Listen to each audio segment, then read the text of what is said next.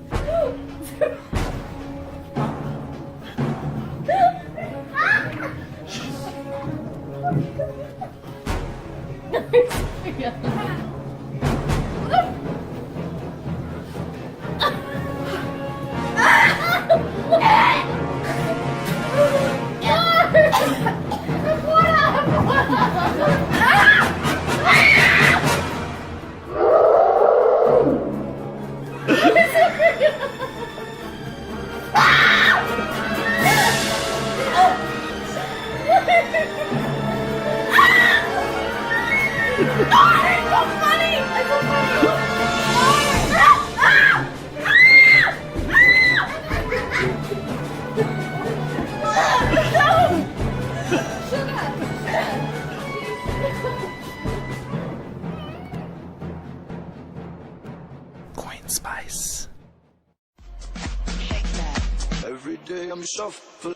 This episode of the CoinSpice podcast is brought to you by Cash Shuffle, because what you do with your money is your business. To give this new product a try for fungibility and privacy, head on over to electroncash.org, download their latest wallet 4.0.0, and give it a spin. CashShuffle.com for more information, because what you do with your money is your business.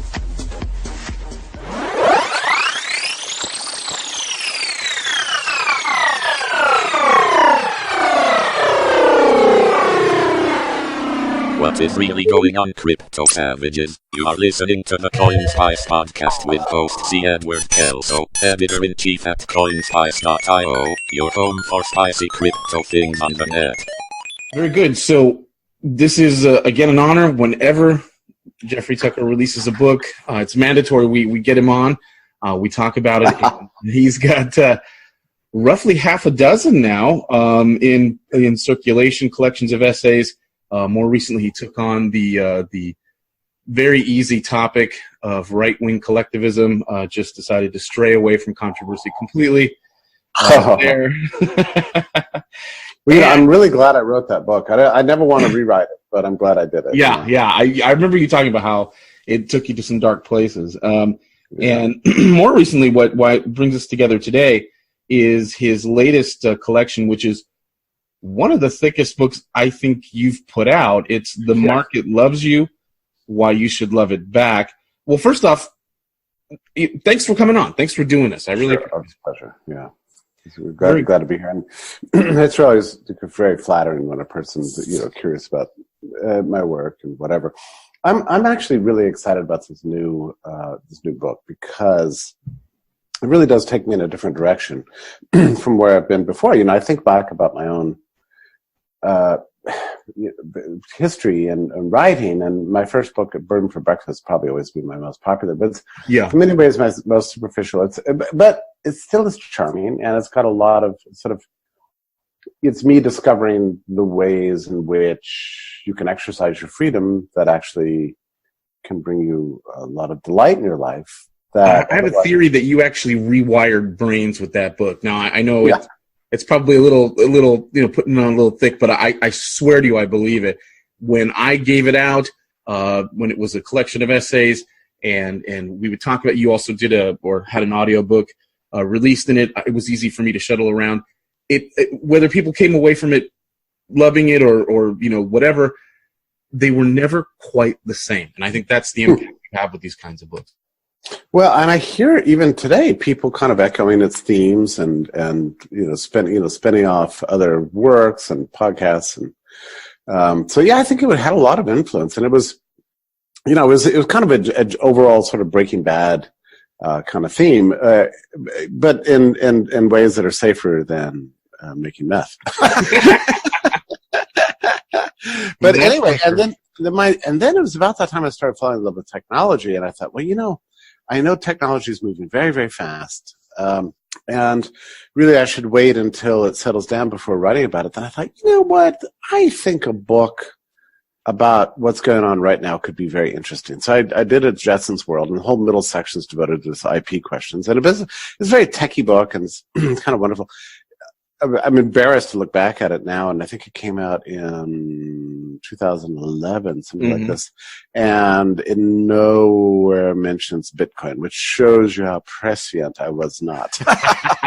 So, but still, it's fun. And then the next one is a Beautiful Anarchy, which is in many ways a kind of a tribute to, social media and the new peer-to-peer communication platforms. And the idea of that book is that you should curate your own culture, and that's the book that got on the Pope's nerves, and he actually condemned it in the speech, which is actually lovely to me. But, and then I started doing crypto writing, and wrote bit by bit, so I'm more, getting into the crypto material, and I may be missing something along the ways. But in any case, at some point, it was actually the rise of Trump that gave me a sense that I needed to understand what he represented, like what tradition of thought he represented. Because one thing I've learned over the years is there's just really nothing new under the sun. If somebody comes out with a theory that seems to be new, you're like, what? Where that's coming out of nowhere? It probably didn't come out of nowhere. It probably came from somewhere, and it's incumbent upon us to understand that. So I really dug through,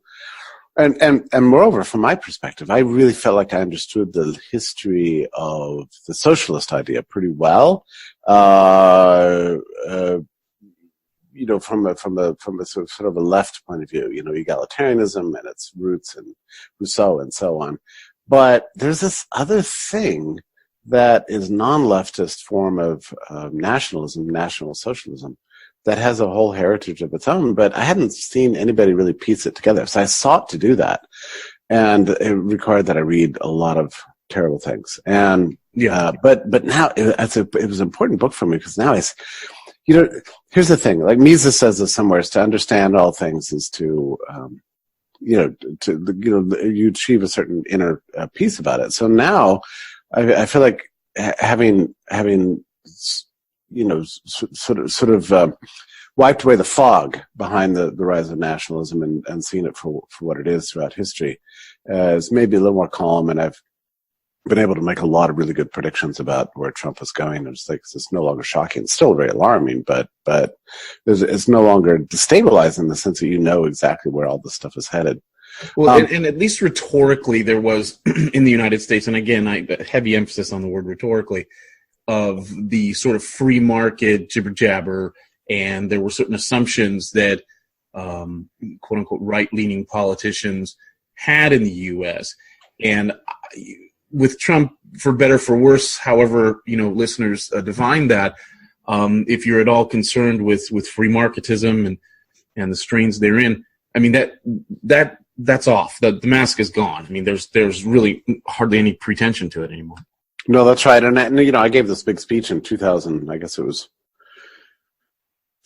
15. It's incredible. It could have been that long ago. Is that right? Yeah, 2015, where I predicted that if Trump becomes president, that he's going to not cut taxes on net, that he was going to try to censor the press, that he was going to break up large tech companies and destroy world trade, and just generally behave like an authoritarian nationalist in a way that's incompatible with everything that both conservatism traditionally understood and libertarianism wants. And that was booed, by the crowds that were gathered. There was a backlash. There for sure was, because the tide for libertarians, for whatever reason, was starting to turn towards embracing sort of this buffoonery, this sort of populism. And I don't want to get too far down the Trump rabbit hole, because we could literally spend hours on it. But you did get pushback there. And, I did. Uh-huh. But everything I said turns out to be right. In fact, and not, I don't want to be right. I'd rather have been wrong, but so it kind of makes me sad. But I also am of the conviction that it's not enough for people who love liberty just to decide what they're against. We really have to figure out what we're for and why. And that's really the purpose of The Market Loves You, Why You Should Love It Back, is to, what I do is I'll isolate a series of small features of life, whether it's the history of phonographs or mechanical clocks, or that tuna salad you just bought in a can out of the vending machine in the hotel lobby, whatever it happens to be. And I kind of trace through its origins, and what an amazing act of benevolence it is that that we've been given access to these things through And this is taking on entrepreneurs and free enterprise and yeah, just developing a sense of bringing an aesthetic of love and benevolence to our understanding of the capitalistic process. I think is something that hadn't really been done before, and so that's what I'm seeking to do in the book. I think you're, as far as I know, and I've not, really looked into the derivation or the genealogy intellectually of your ideas, but I remember you discussing something akin to this as far back as your Mises.org days, and it was Capitalism is Love or something along those lines. I think it was after I left Mises. Okay. And like for me, intellectually, I had to figure out a way to reconcile what was a kind of a bit of a strict ideology with a deeper, I would call it humane honesty. Like nobody can actually advance an ideological position for very long until you really do have to ask yourself some really tough questions, like, is what I believe really good for the world? Am I really advocating something that's going to help my neighbor, that's going to bring about, to beautify the world? And unless we can answer that honestly and truthfully, I don't think one's ideological commitments are actually sustainable. So I started trying to measure market liberalism against a kind of a more generally held aspirational view towards the social order. We want to live with peace and plenty and with affection and connection with our neighbors.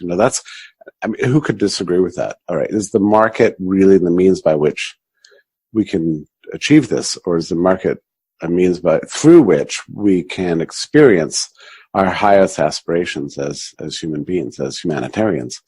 So I had to work on this process a lot. And for me, I didn't have any doubt that I would come to a conclusion of yes, but I think part of the job of a writer is to help your readers go on a journey with you. And so that's really what I've been doing the last year.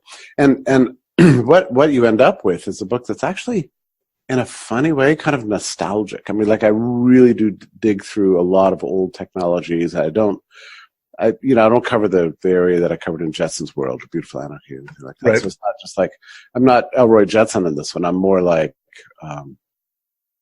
George Jetson, I guess. Just a guy trying to get through life and appreciate all the beautiful ways in which the market serves us in our everyday lives. And for younger people, especially, I think they're dropped in to the world and they in some sense believe it, it's ex nihilo, that it just sort of came out of, it just started, and everything sort of begins from where they are. And there's umpteen different anecdotal surveys out there saying that they're embracing various forms of again, rhetorical socialism, and we're told through movies and everything else that capitalism and freer markets are, it's some guy with snappy one-liners with a lot of product in his hair, who's sort of a Darwinian weirdo. And, the revolt against capitalism is taking place on the right and the left in equal measure these days. Yeah, and exactly. So how can you, when you started talking about sort of the benevolence of markets and capitalism many years ago, in one form or another, that was probably the hardest thing for me to convey to other people with your writing, is they were just like, oh my God, you punch them right in the face. Like, they have literally never thought of it this way. So let's start there. The market loves you. How does the market love people?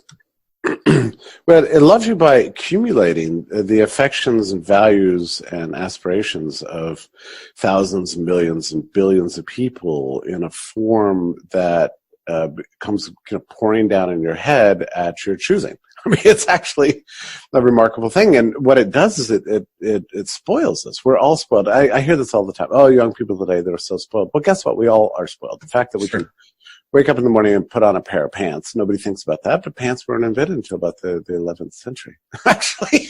Wow. The fact that we can listen to music happens because the technology of writing music similarly came about in the 11th century, and it came to us before then. We didn't really know how to do things like that. That we can tell time. I was just in, where was I? I was in Budapest, and there's a lot of churches that have big clocks on them. They're very pretty, and they date from the 14th, 15th, 16th, 17th centuries. Well, why did we have to have clocks, along our skylines of all the cities in those days? It's because nobody had a clock. You didn't have a clock in your house. Right. There wasn't we didn't have the ability to reduce the mechanisms of clockwork, which are highly complicated, miniaturize them and put them on a shelf. It wasn't possible. That wasn't really possible until about the 1880s, 1890s, when supply and demand came together. Which is an interesting story in itself, to give us these beautiful things called clocks so that everybody could tell time in their houses, and that was like 100 years ago. It's just crazy. Or listening to music in your home, that wasn't possible unless somebody was singing or banging on a piano or playing a cello. Right. 100 years ago, suddenly we could get this mechanical piece of equipment, crank the thing and stick a disc on, and suddenly the orchestra is right there in front of us. This is a miracle. We take it all for granted now. Yeah. So it's impossible to live in capitalism and not be spoiled. So I understand that people turn against it because they don't understand it. And like you say, it's so present and under. Like I was about to say, I live like a king. Within, I snap my fingers and I walk down the hall, and there's the whole staff in a restaurant waiting, to serve at my every whim, and need. And it's sort of like what brings all that together can't be just. I think the most people I've heard them say is that there's sort of an indifference, but to the market, that they're acting out of rational self-interest, so that's why they go. And there's a lot more going on than just that. There's this sort of gains from trade, which is a beautiful thing. When somebody gives you a gift, you're like, thank you. But in every single exchange in the market, it's like mutual gift giving. I'm giving you something, and you're better off, and somebody gives me something, you're better off. And I'm better off. And the simple point about gains for trade, this is us giving gifts to each other, just, all day, every single day through this voluntary interactions. And to me, that's an incredible thing to think about. And if it sounds trivial, consider that the President of the United States doesn't even understand that much about markets. Markets are really just one person robbing another all the time, and he wants to be the biggest robber in town. It's kind of grotesque, that perspective. So I think understanding that basic point about gains from trade, which is not changed just because, you're crossing borders, is a really important point. But there's other aspects of the market that involve love.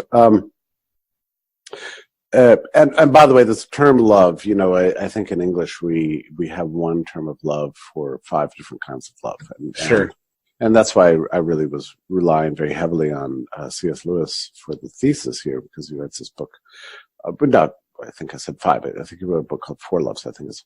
But another form of love is that which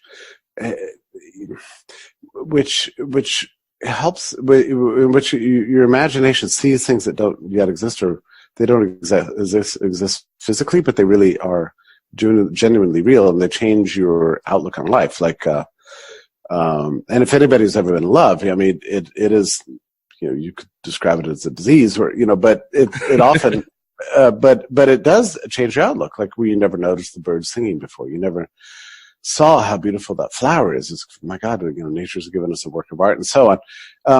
The world looks different to you, and you develop this kind of passion and hunger that, this is something I have to have you in my life.